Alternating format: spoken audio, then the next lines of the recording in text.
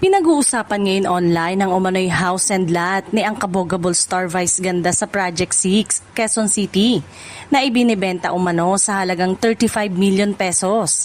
Ayon sa mga kumakalat na impormasyon, ito raw ang kauna-unahang bahay na naipundar ni Vice Ganda bago pa man niya marating ang kasalukuyang estado ng kanyang karir. Muling napag-usapan ng property matapos itong i-feature ng content creator na si Boss Vic Vlog, na personal pang bumisita at naglibot sa loob ng bahay.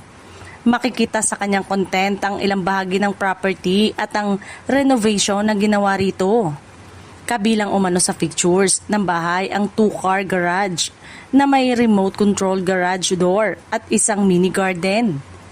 Kapansin-pansin din ng maayos na eleganteng interior ng property, kaya naman marami ang humanga sa itsura nito.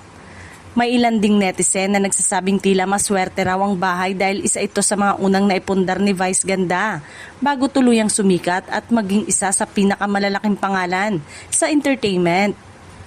Pero isang detalye ang napansin ng ilang netizen, ang horse statue na dati raw nakadisplay sa terrace ng bahay. May nagpadala rin umano ng lumang larawan kung saan makikita ang naturang dekorasyon.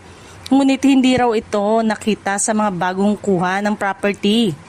Hinala ng ilan, isa raw itong lucky horse, bagamat wala namang kumpirmasyon na yun talaga ang kahulugan o gamit ng estatwa.